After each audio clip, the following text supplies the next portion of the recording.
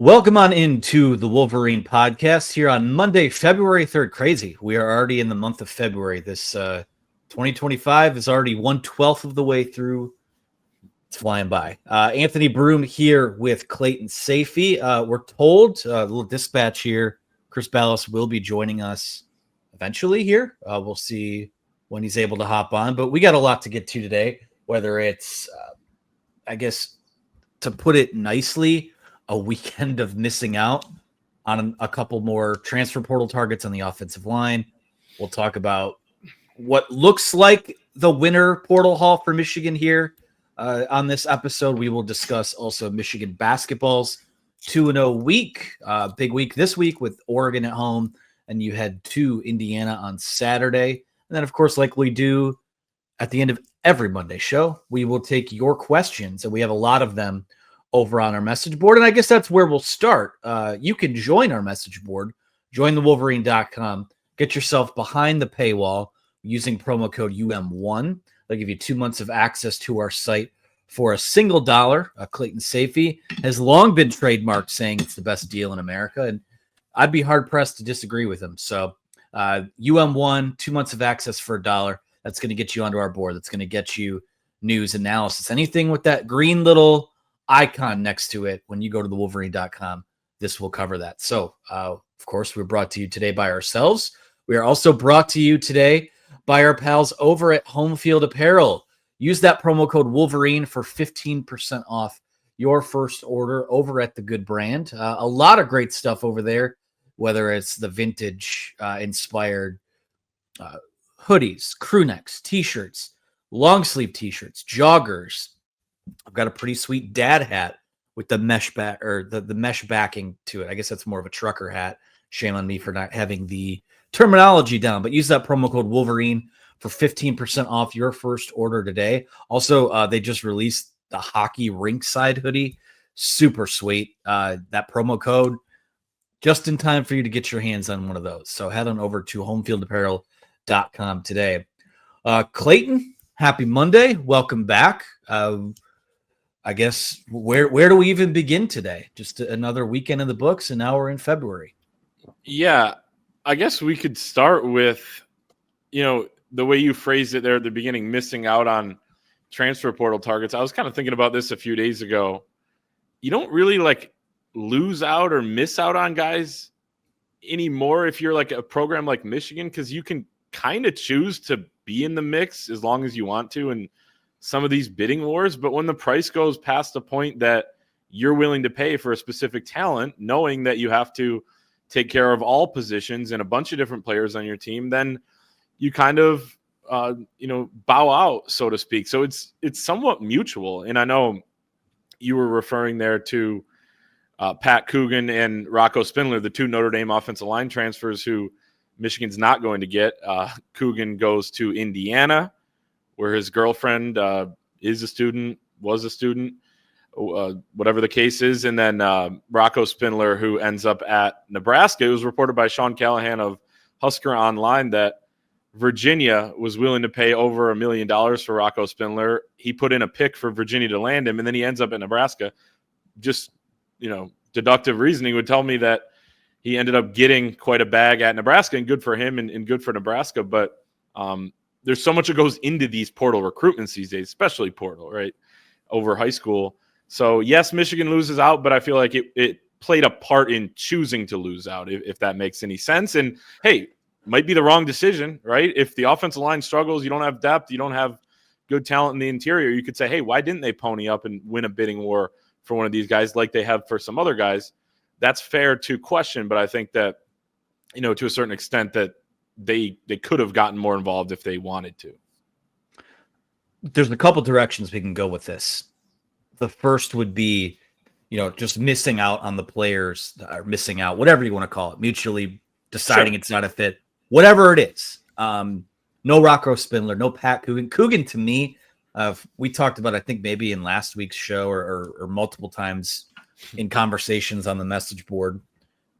If you could only get one of them, I think Coogan was going to be that guy because of the versatility, the ability to play center, the ability to play guard. I've been saying, like, the offensive line last year missed having, this red ass kind of guy that Yeah. fires up the troops and A all Trevor those sorts of Keegan. things. A Trevor. Well, that's the thing about some of those good offensive lines they had before is they had a few of them. Sure. Zach Zinter was a guy like that.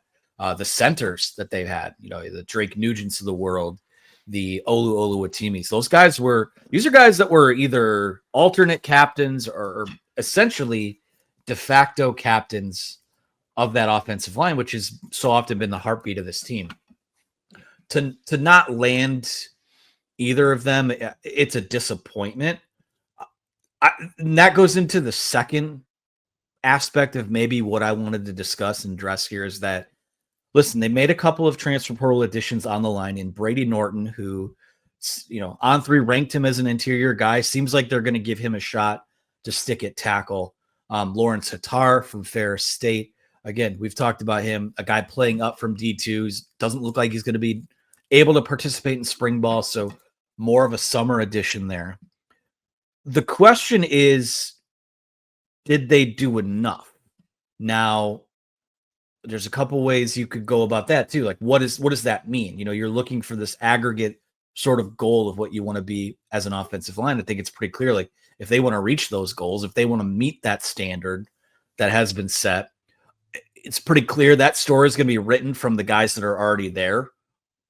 On the other hand, throughout this entire process, it seemed like every time they were in on a tackle from Washington State, they were in on it was more of like a guard tackle from Northwestern. I think a local guy, his name escapes me. It just seems like every time that you heard Michigan and interested with a guy who, at the time, any of these guys at any of the time during their recruitments out of the portal were seen as the best available guys. The fact that you come out of that in the aggregate, again, with someone who played in the FCS and someone who played D2, mixed with what we know is already there and what's coming back. I don't want to say underwhelming is the word, but I expected more. That's where I'm at as we head into spring ball, because the portal is essentially now closed to them in terms of getting options to throw in the mix here. So there is that spring window. It's not dead, but I walk out of this feeling like, I don't know whether it was an allocation of assets, whether it was just, not the right fit for the guys that they wanted to bring in. I thought they'd be able to do a little bit more, and that they didn't that does ring as a bit of a disappointment to me. I think it's as uncertain the way you feel about their offensive line at this point in the year than you really have in a while. So, and they've done really well in the transfer portal along the offensive line over the last 4 seasons. So the standard they've set in terms of bringing guys in and making sure they do have experienced players, even though you still want to develop your younger guys who then eventually become the veterans and can emerge and take over a starting role.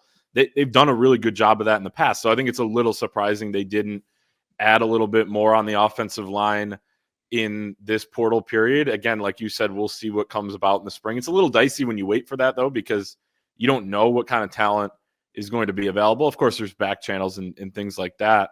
So maybe they will add, and it's not a final determination, but the snapshot in time is that you're going to rely on some players who don't have a ton of experience. As you mentioned, some players who don't have a lot of experience at this level. Brady Norton, FCS, Lawrence Hattar, Division II, if they win jobs, if they earn playing time. But also a little concerning with the depth on the offensive line. Michigan had 9 offensive linemen start games last season. You kind of need to be 9-10 deep on the O-line as far as guys who are serviceable. And you saw some of those depth pieces transfer out. Dominic Jadis, Raheem Anderson left. You already lost Miles Hinton, Josh Preeb, who were starters to graduation. Jeff Percy transfers out. He goes to Pitt, a guy who started at tackle. So you wish you had a little more depth than that. And we talked about it last week. It's hard to figure out who the 2s exactly are. It's hard to figure out who the 3s would be when it wasn't as hard to do that in the last few years before that. I think part of it too that rings is, it'd be one thing if they're like, you know what, gosh darn it, We went and we got Brady Norton. We went and we got Lawrence Tatar. We're fine with that. We'll roll with it and we'll see what happens from there. I think, it hasn't been for lack of effort.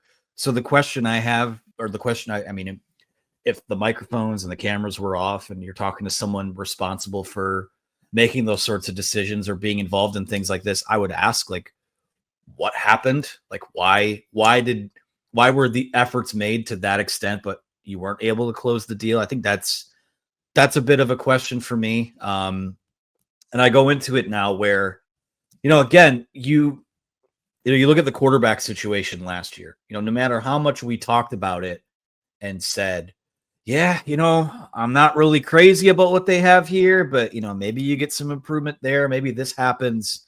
And you try to kind of sell it as something that could work despite, I guess, maybe a lack of confidence in that. I'm feeling that a little bit with the offensive line, for all the reasons that you stated, and also the fact that, they did give this the old college try to bring more guys in, and they have what they have. And, you're looking at a situation now where, we're still waiting. It looks like Ty Haywood, obviously, well, it will be. It doesn't look like he will make his decision on Wednesday. Everyone still feels pretty good about Michigan there. Kind of more of a fringe 5-star guy now, but you're looking at a situation where, you are banking on, these leaps from guys who, were sophomores or will be sophomores this year, guys that will be freshmen this upcoming year. You're sort of banking on them to be a factor. And that's what, for me, I paused, I tapped the brakes a little bit on, okay, maybe this will take another year or so to kind of sort out and even out. And this is a growth year for a lot of these guys. And maybe some of those guys will take, big leaps. I mean, it's certainly possible. And like we said, for a few years now, they have kind of plugged holes through the transfer portal. But what if some of the guys who are younger and are coming up are more ready than we think? It's just all about certainty versus uncertainty. And then the season plays out and all the things you talk about in February or a lot of them kind of go out the window, right? Like you said with the quarterback, I think it's a great example. But at this time last year, we weren't really worrying too much about the offensive line. I think, it was okay. What's the tackle situation? Ended up, not being great. But people felt pretty confident going into the year that the offensive line would be pretty good. You had good running backs. Quarterback was that question mark. And then you go into it and the offensive line struggled. So you don't really know right now. But in terms of certainty versus uncertainty, which is a lot of what the offseason is, especially in college football, because, you're not talking about a 9-year veteran in the NFL that we all kind of know what they are. We're talking about guys who are developing. Some of them hit, some of them miss, some of them take, huge strides over the course of an offseason, and some of them kind of just have the steady improvement or they flatline. So it's hard to say, but yeah, you're right. I mean, I think that what Michigan wants to be offensively, a lot of it starts up front, and you don't see a lot of, proven players up there, which is somewhat concerning. But I think we'll learn more in the spring. We will definitely learn more in the spring. A big lift here needed now from position coach Grant Newsome. Obviously, Juan Castillo comes in as an assistant. We'll see what type of influence he has. And of course, Sharon Moore is a guy that his fingerprints are always all over the offensive line. And he'll be the first to tell you it wasn't good enough last year. So I think that will be an emphasis here in spring ball coming up. And still waiting on a date for a spring game. I know there's been some rumors out there. There was a graphic that was flying around that suggested maybe April 19th. We're not giving away any state secrets there. Like, a recruit tweeted it out.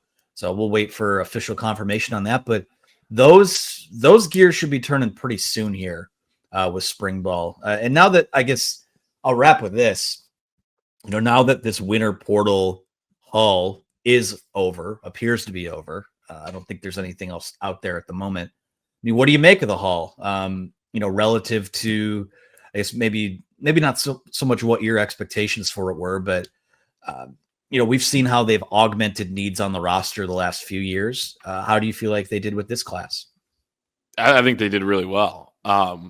Especially with some guys who are going to make big impacts right away at key positions. Running back with Justice Haynes, defensive line on the interior with Trey Williams from Clemson, and Damon Payne Jr. from Alabama. You brought in a veteran quarterback who started over 30 career games in Mikey Keene.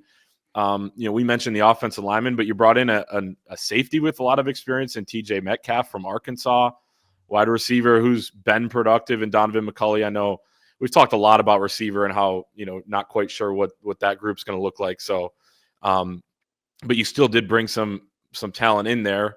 Obviously, you wanted to do more, maybe offensive line, receiver, corner would be the three I would pinpoint. Again, there's a spring portal window, but I do see some fans complaining a little bit about what they brought in the transfer portal. I would, not necessarily complain because I don't think it does any good, but, is the problem what they brought in the transfer portal with these 13 players, or is the problem what they didn't have talent-wise and depth-wise at some positions going into the transfer portal window? I would argue it's more that you did have a couple of recruiting classes there that were more top 20 and not top 10.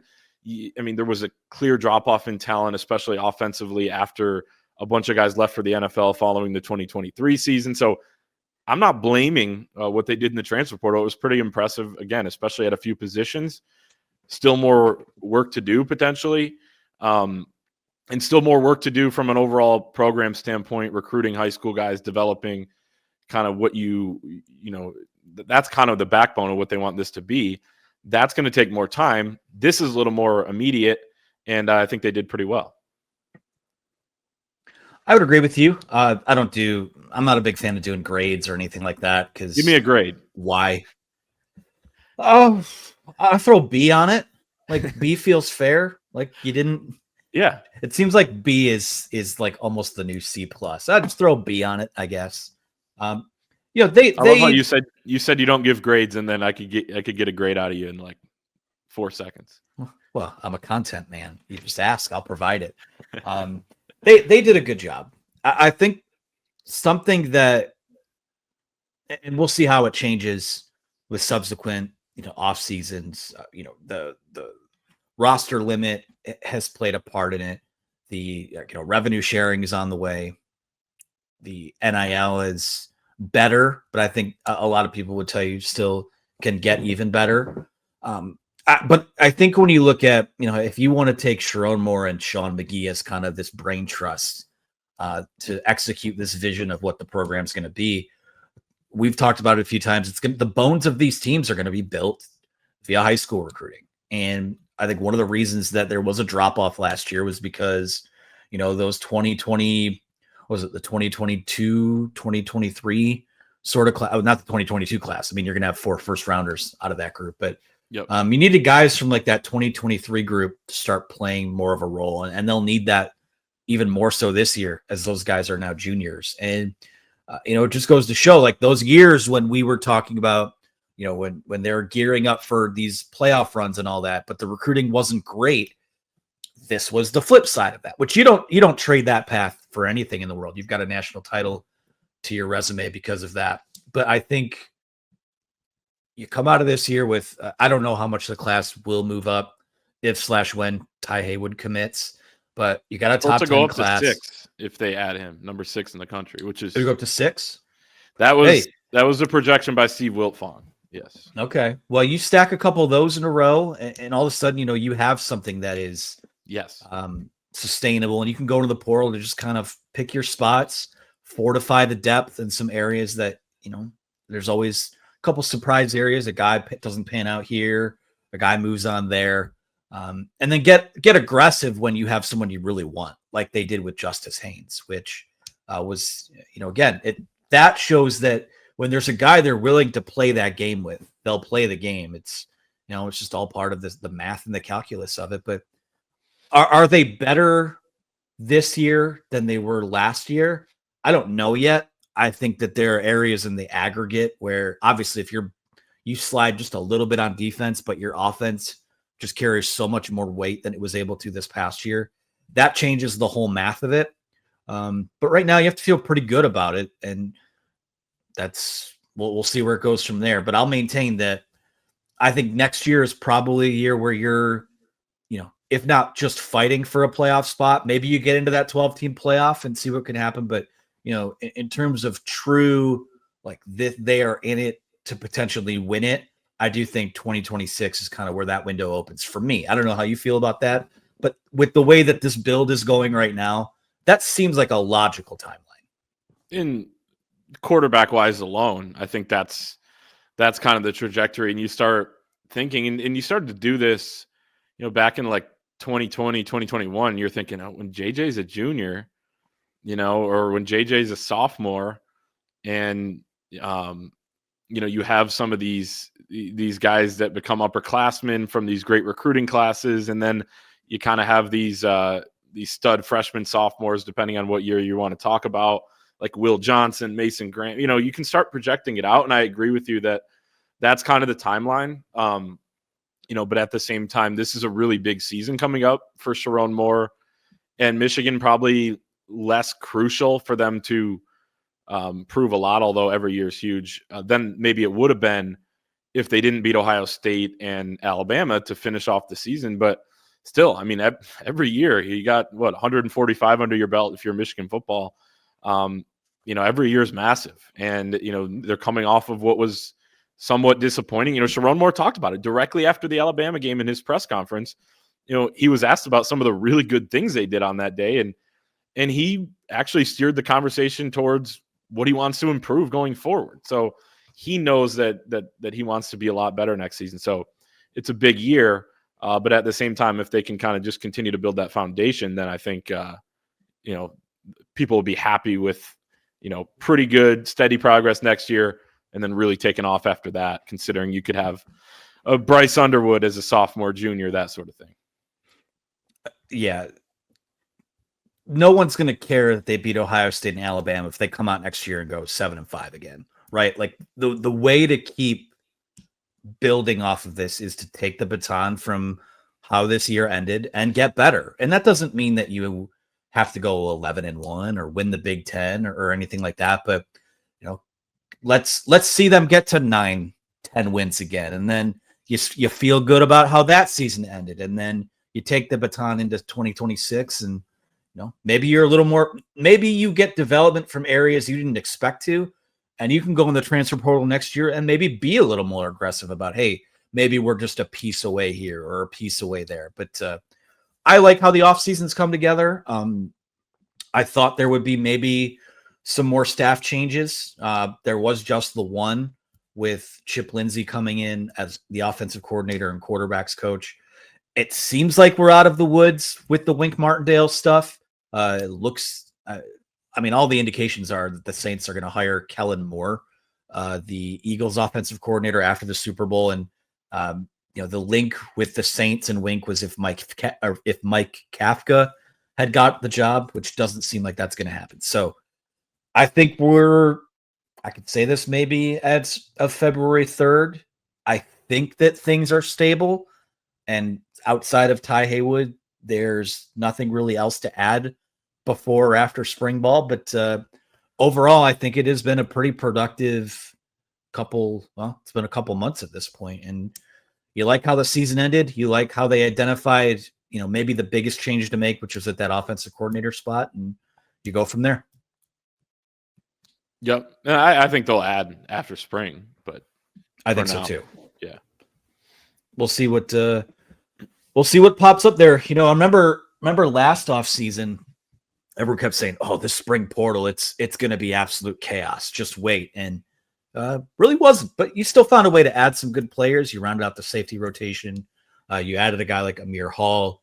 So I would expect more sort of additions like that, as opposed to, going out and finding their number one receiver or things of that variety. So we'll see what happens now. Why the spring portals aren't as crazy is because what these collectives and programs start doing as soon as the season ends is you start signing your current players to these deals, and it kind of, you can get out of them. Obviously, you can sue and do all sorts of stuff like the kid who's leaving Wisconsin for Miami is doing, but you're kind of locking guys down a little bit. So it is going to be less crazy. That's why, you really don't know what's going to pop up if you're Michigan. But like you said, they found some diamonds in the rough late. Even Josh Wallace, right? I think it was June. Yeah, it was June 1. He was on his visit still to Michigan deciding. And so a few days later, chooses Michigan, ends up being, I was watching the Rose Bowl the other day, and I mean the tackles he made in that game and the fumble recovery he had were massive. So you can still find some guys that are going to have huge impacts on the team. I've said this before too. Ayabioki added him 16 days before that 2022 season started. So it somehow never stops. I do have one more football question for you. No spring game date set just officially, or at least put out to the public yet, but do you have any concerns about them playing a spring game, given that there could be all this tampering going on and people, your players are basically on display for the world? Is that a concern for you? I mean, not for me, but I could see how coaches would see it as a concern. I mean, we saw last year Ole Miss, Lane Kiffin, who might be the most paranoid coach out there. I'm referencing comments that Matt Rule made, I think late last week. But I mean, Ole Miss last year turned theirs into a skills challenge. They didn't do a spring game. Matt Rule said this week that they may not do a spring game or aren't doing a spring game, whatever it was. So, I mean, coaches are very paranoid. I think it makes sense to be paranoid about this because you're kind of, you do get a benefit from it, but you're always weighing everything, right? Is the benefit of having a spring game, getting your guys' experience playing in front of the fans, getting the fan base to, to come out and buy in and get to know your players and feel a part of it. I mean, those are all the benefits, but does it outweigh your guys getting scouted, losing them? I mean, all these coaches are watching each other's spring games and doing whatever they can. So I understand it. It's unfortunate. I think that those are going away, or some of them are, but hopefully Michigan stays so we can see who that fourth string edge is, and who's the next guy that we're going to spend a couple months talking about. Hey, he could break out. I mean, it's good for the podcast at the very least. I always love those spring games because it'll be late in the third quarter. They're playing 10-minute quarters or whatever, and it'd be like, oh man, that Breon Ishmael, man, he could be a beast. You just wait. Now he's heading to Purdue, or he's just kind of a guy. It's always these guys late in games. That's right. That we get excited for, but he was the guy that what could have been. Yeah, well, give him another year in the lab, and I'll tell you what, I'm going to be following him. I'm going to see if my eyes are correct on that, if my eval was right. Yeah, we'll see. Let's move into basketball now. We spoke to Dusty May earlier on Monday morning. He held his weekly session. These are hard to come by this time of year. A 2-0 week in the Big Ten. You don't apologize for any wins in this conference. You can lament some of the losses, but you don't apologize for any sort of win. You had a 4-point victory over Penn State on Monday. Saturday, you go to Rutgers and win kind of one of those root canal type of games, 66-63 at Jersey Mike's Arena, a Rutgers team that, probably shouldn't have been as close as it was, but sometimes you just find yourself in a dogfight in this league, and it's pass fail. Did you win the game? Did you not? And for Michigan to kind of go in there and not play its best basketball, and Dusty May himself said both Saturday and during his session on Monday, we know we're not playing as well as we can. But it's a lot better to learn after a hard fought win than it is after losing a game and you kind of feel bad about yourself. But there's more to unlock here. A big week ahead, like we said earlier. But again, any road game in this conference, I will take a victory 100 times out of 100. Yeah, and huge week coming up. If you start the clock Wednesday when they play Oregon at home, you think of the next 7 days from that point on. Saturday at Indiana, Dusty May's return to Bloomington. He was a staffer there and student manager before that under Bob Knight. And then Tuesday, Purdue comes back for a rematch. It's a massive 3-game stretch, and really you can't even segment it to 3 games anymore. I mean, the schedule gets really tough pretty much from here on out. Michigan's schedule is backloaded, but and that's partly why Saturday's game and win over Rutgers was important, because they kind of needed to get that one to continue to hold serve, knowing that some losses are, even if you're playing really well, you may lose some of these games down the stretch because of the level of difficulty.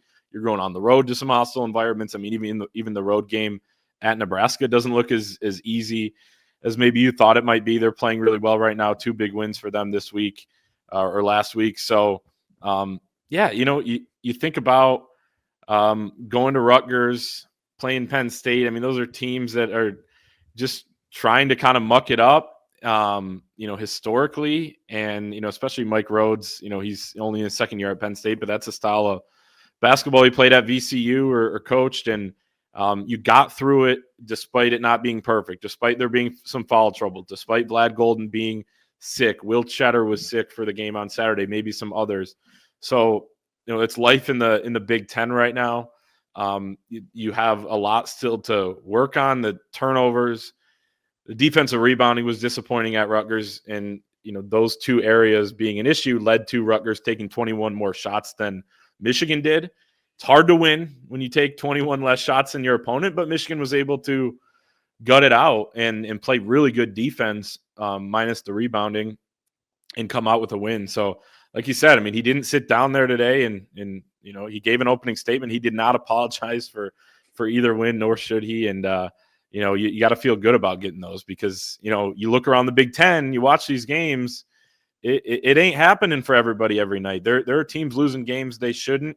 There are underdogs winning, even on the road. So you got to be happy with all the wins you can get.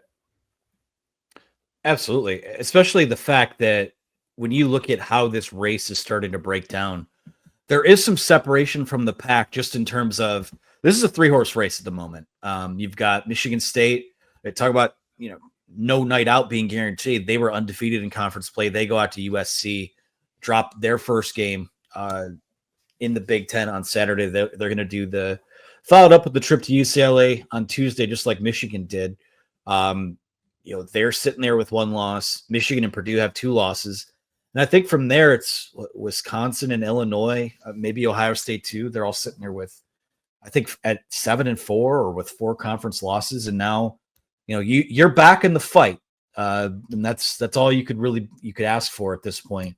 You're going to control your own destiny here. I mean, really, you say the next 7 days, but the next 7 days from the Oregon game in a 16-day span. They're going to play Oregon, Indiana, Purdue at home. They're going to go on the road and play an Ohio State team that is pretty darn good. And then you're going to host that game against Michigan State on Friday, February 21st. So these, again, we'll see what it looks like in the aggregate. These next 5 games in particular are really going to tell you about, is this a 3-team race in the Big Ten, or is it those 2 at the top and, Michigan is just kind of there behind them. Now, it could be a 2-team race, and you're still in the mix for the double bye in the Big Ten tournament, which I think is huge. If you could get to that event and just fast forward right to Friday, that's a good spot to be. You're a win away from being a win away from a Big Ten championship. So that is everything's still very much in front of them here, and they know they have to get better. The turnovers came up again today. I asked Dusty May, there's in the fight, what does it take to win the fight? And it was, again, the turnovers. They're still wasting too many of those possessions. And you get a few of those back, it just has ramifications on both ends of the floor. It does, because, he talked about this earlier in the year, but when you turn it over, then, kind of the way you're running back on defense, and really, some of them are runouts. So that hurts the defense. But even the ones that aren't runouts or immediate points for the other team, the defense maybe doesn't set up as well as if you took an in-rhythm shot. Some guys crash, some guys get back. It's more structured. So it hurts everything when you're turning the ball over, especially the live ball turnovers that they've had. And then, he said on Saturday after the game that the most disappointing aspect of that game was the defensive rebounding, as I mentioned kind of in passing earlier. I mean, that's starting to be a little bit of an issue that pops up. I think they need to be more physical, boxing out and pushing guys out. He talked about how some of it could have been because they were, kind of tilting the defense toward Ace Bailey, Rutgers, fantastic wing, who's the projected top 5 draft pick next year. And they could have been a little out of position on the boards because of that. And then you go back and rewatch the game, and a lot of it, I mean, there were guys in position. They just didn't push anyone back. So they've got to clean those areas up and allow themselves some cushion here, that if you don't get 7 straight points to end the game from Trey Donaldson against Penn State, or you don't start getting to the rim with Danny Wolf and Vlad, who really took over late in the Rutgers game, then you end up losing, right? You could have been up comfortably if you didn't turn it over and you didn't get some rebounds, or if you would have gotten some rebounds. So, areas they can get better at, but you feel pretty good about the way Donaldson is progressing. Danny Wolf showed a lot, I think, down the stretch in the game against Rutgers. Vlad Golden still getting his win back, but he had some big plays as well. Really probably should have fed him more. And then it's you're seeing some of the bench guys step up. Justin Pippen played his best game. Sam Walters played really well, had a huge stretch in the first half. Then you're looking at Roddy Gale, Reuben Jones offensively, and you need more out of those guys. So it's a work in progress, but to get 2 wins in a row here, it is nice while you're still trying to figure some of those things out. You have an Oregon team coming in here on Wednesday that is kind of scuffling now. They've lost 4 of their last 5 games, 3 in a row. They lost at Nebraska on Saturday. So, a chance to kind of not only get right, but maybe take it to a team that is scuffling at the moment. Michigan went, I think, between its loss to Oklahoma. Have it pulled up right here. Between its loss to Oklahoma and its loss to Minnesota, they went a month without playing a 1-score game, or maybe we'll call them a 2-possession game. 4 of their last 5 games have been of that variety. And the one that wasn't was because he never really even got off the bus at Mackey Arena when he lost to Purdue a few weeks ago. So I feel like they are so due to just kind of, I don't even say blow a team out, just win by double digits, like not have the last 2 minutes of a game take a half hour to play because of timeouts and reviews and all of those sorts of things.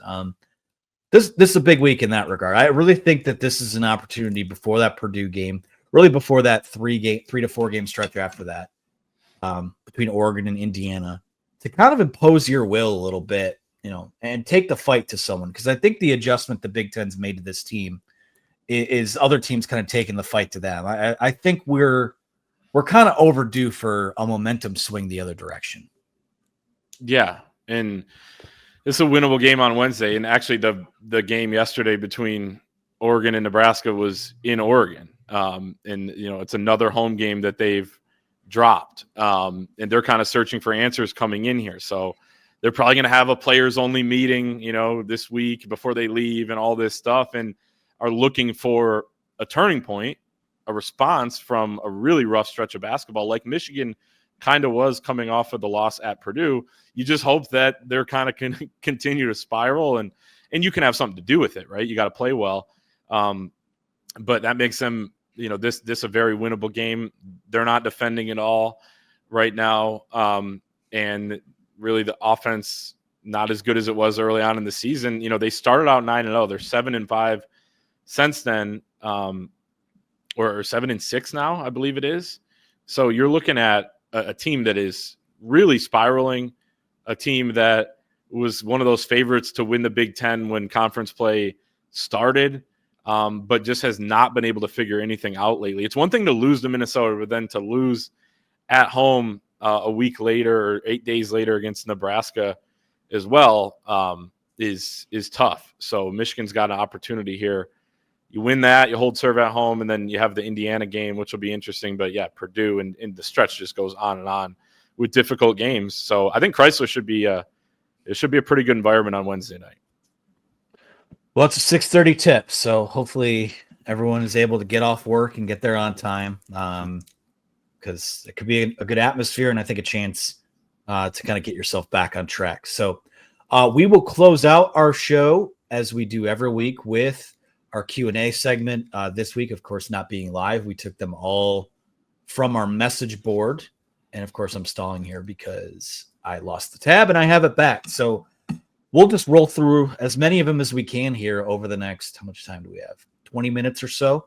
And we'll start with our friend CT Blue 72, who says, with all of the roster departures and coaching changes taking place down in Columbus, what would you project the Buckeyes to finish in 2025? Does Michigan beat them again when we meet in Ann Arbor? And does Ryan Day finally hang 100 cumulatively this year or not as he faces Wink's defense? A lot thrown at us there. Of course, the Buckeyes need 2 coordinators. They're going to lose a lot of talent to the NFL. Of course, there's a lot of talent on that roster still, but Any thoughts on the Buckeyes? As I pull up their schedule, to see what I think they could finish. I mean, they have obviously a tough one, but they get Texas at home. They have to go to Ann Arbor at the end of the season. They got Penn State at home. That helps. I mean, record prediction for Ohio State, usually pretty safe, saying they're going to win 11 games. I mean, that seems to be how it goes. I know it was only 10 this season, but some of your bigger games at home outside the Michigan game, I'll say 10, 11 wins. They're a great team again. Michigan was a little bit of an exception, but teams that lose the most draft picks are typically the best teams again next year, because what does that mean to have a lot of draft picks? It means you recruited really well. It means you develop really well. So, like you said, they have a ton of talent still there. They're going to have some holes to fill, and especially, coaching staff, some of those stars that decided to come back, but there's still a lot there. They're going to be a good team. I think, slightly would favor Michigan maybe at this point at home, but it's still really, really early. It's hard to say. And who cares what I think about a game that's going to be November 29th? I mean, it's so far away, and we have no clue what's going to happen between now and then. So, yeah, they're at Washington, at Illinois, at Wisconsin, at Purdue, and at Michigan. I don't know.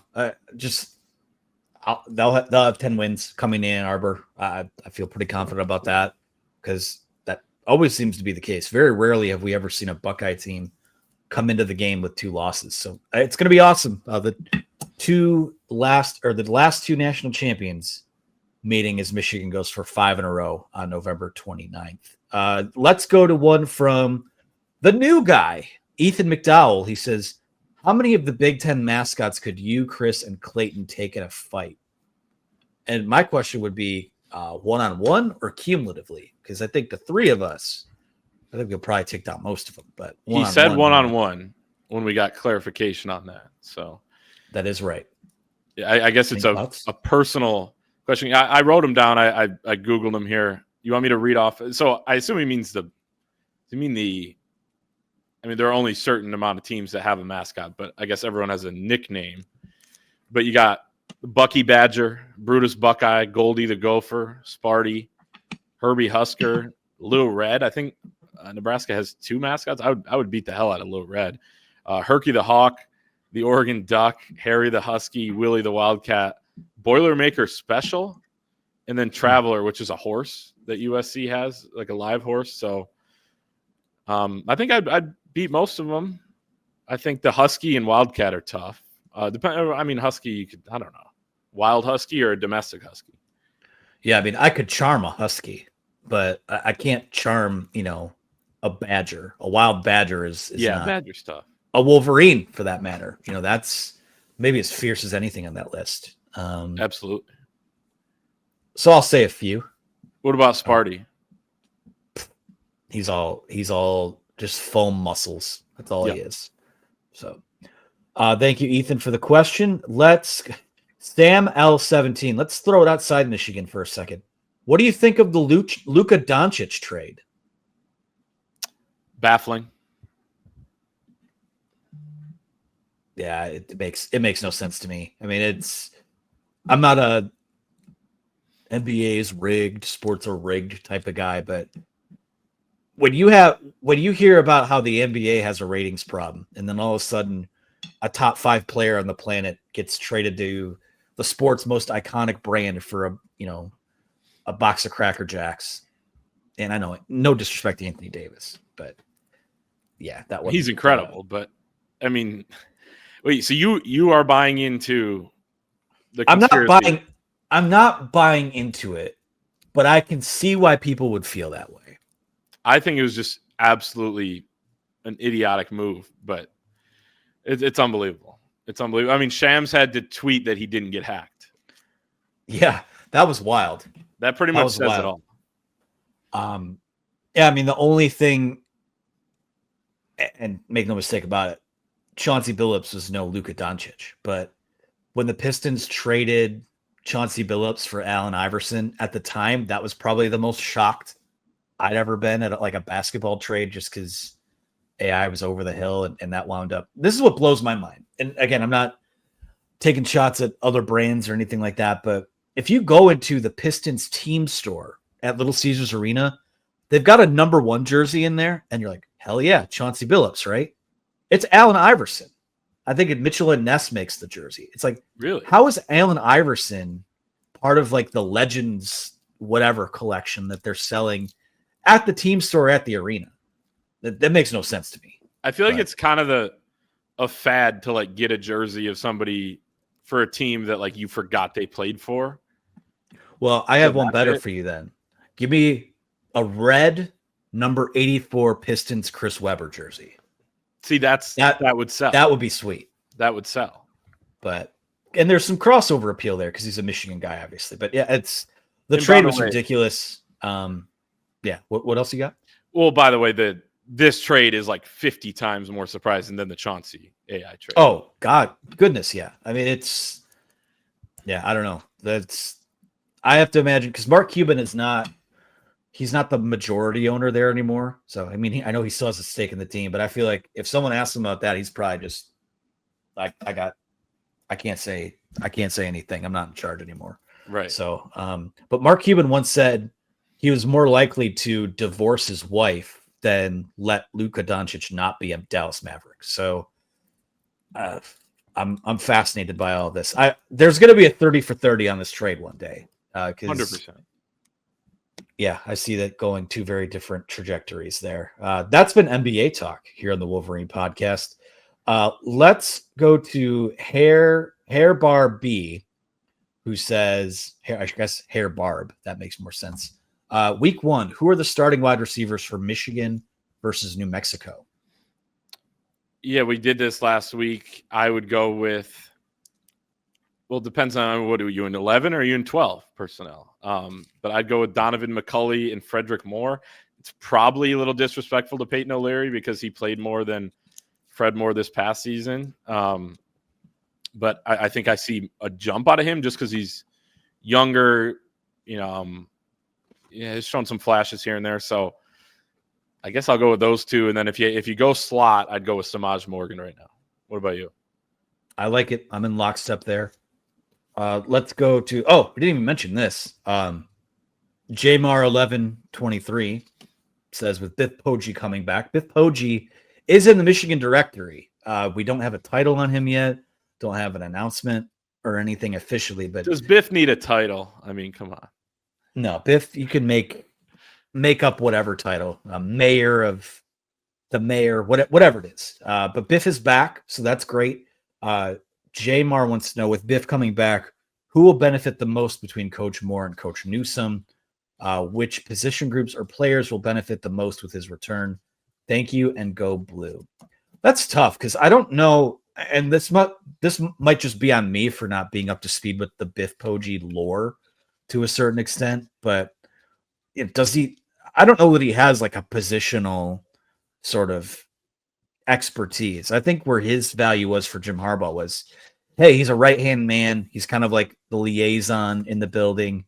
I don't know.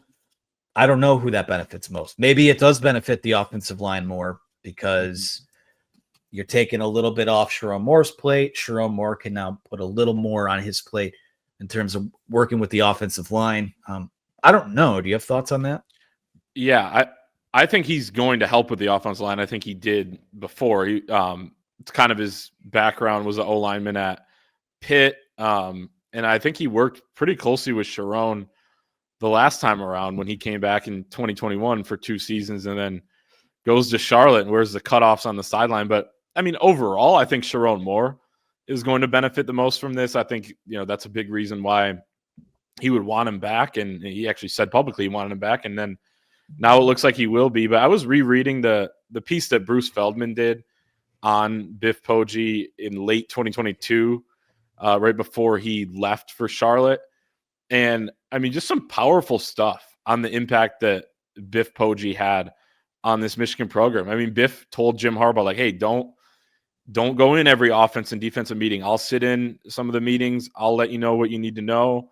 Kind of let your coordinators coach. Like if, he straight up said to Josh Gaddis, like, I'm trying to figure out if you're part of the solution or part of the problem. And it was kind of like, hey, you need to, you're in charge of the offense here. Like you need to get things going. If you're Jim Harbaugh, you need to trust Josh Gaddis. You need to trust that staff. And then this is an excerpt from that article. Let's see. So Poggi had the whole staff together, or Jim Harbaugh did, in the staff meeting room. And he said, let's go around the room and share something about ourselves that each other don't know aside from football. And this is from Bruce Feldman. Poggi told the dozen or so men in the room that he wanted them to know that he loves his wife and 5 children more than he loves himself, but admitted he was now doubting whether he was a good husband and good father. He couldn't, he confessed, remember a lot of his children's childhood. The coaches around the table were quiet, perhaps a bit stunned that he shared something so intimate. Then new offensive line coach Sharon Moore shared, and before he was finished, he was weeping. And so it went with every coach in the room. Sharon said that was huge for us as people, push us in another direction. When you do that, you think about things differently. Like, that staff came together. He was kind of coaching the coaches in a way. And I think that's going to help Sharon Moore a lot. Like, I imagine he sits in some meetings with the offense and watches film with the defense like he did with Mike McDonald. And it can be a big time resource for those guys, can be a big time resource for Sharon Moore. He's also just a guy you want around. I think Harbaugh's talked about that. Same with Ben Herbert. Like, it's just guys he wants around.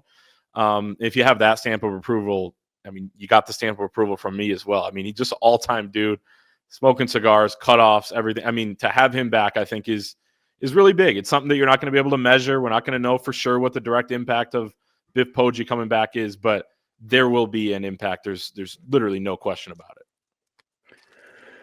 Yeah, there's no one-to-one kind of replacement for a lot of what they lost the last year or so after Jim Harbaugh left. But someone like Biff Poggi, who has a track record of sort of bringing people together, a liaison for the players, liaison for the coaches. I don't know if, I don't think I'm breaking any news here when I say this. I think there at times last year, at least early on, where there were questions about how things were being communicated or what the communication was like in the building, because you had a lot of people in there who were just kind of figuring it out. To have a Biff Poggi back, I think it goes beyond a position group. I think just in that building as a whole, I think it's going to go a long way.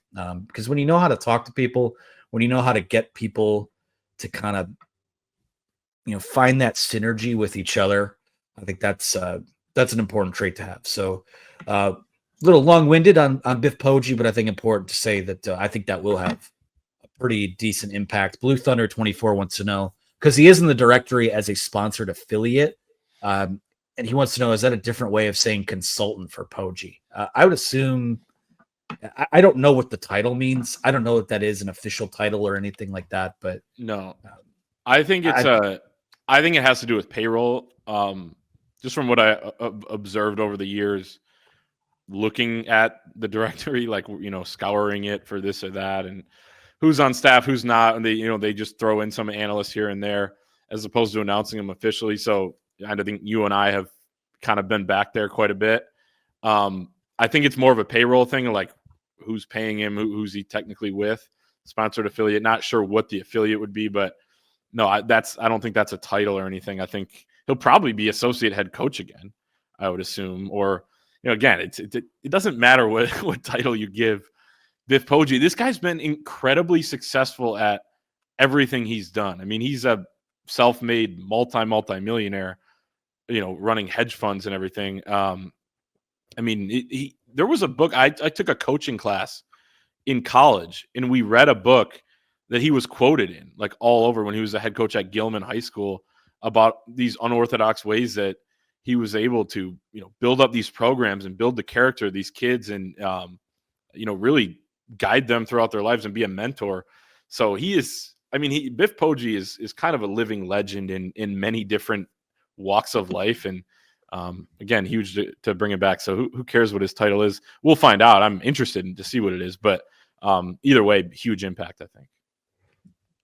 Harbonator 5 asked, does Michigan project a time frame in which they don't need transfers along the offensive line in the future? And my response to that would be, I think there's never going to be a time where you can't go in the portal for, if not starter, like some quality depth there. I think with everyone's roster kind of experiencing this crunch that they will moving forward, and guys, we're seeing an evening out of guys. Not as many guys stay at schools and sit anymore. They want to go somewhere and play. So I think there's always going to be an opportunity to add offensive line. But if you're asking, what's a logical timeline where maybe you don't need to dip in for 2 starters in the portal, I think we're still probably a year or 2 away from that. We'll see what happens with offensive line recruiting, how fast guys like Babalola and again, maybe Ty Haywood can work themselves into the mix, but they're pretty young there right now. I feel like this year's going to tell us a lot about how this 2 deep looks moving forward, because they might need even more after next year. Who knows? Like it's impossible to say, but I think there's always going to be room to add. I agree. I think it's completely year to year. I don't know that there'll ever be a season where you could say, they shouldn't add an offensive lineman. There'll probably be a year where they don't, but I mean, it's get as many good players as you can get that you can afford, that you can fit on your 105-man roster as long as all that goes through, and it is capped to 105. It's pretty much that. So it's going to be year to year based on needs. And like you said, the depth isn't going to be what it is across college football just because guys can transfer freely and they can go get paid to do so and go earn playing time as well, which also boosts their profile, makes them more money. It's all circular. And so I think that's why you've seen some Michigan players leave on the offensive line. Percy, Jadis, Raheem Anderson, they're going to go probably start elsewhere instead of be depth guys at Michigan. So there's always going to be needs to fill. We'll move to one. And again, the staff is stepping up in a big way. We had one from Ethan McDowell. We have one now from EJ Holland, who says, say you were in the Star Wars universe and were able to replace the characters. Who would be Darth Vader? Who would be Luke? Who would be R2-D2?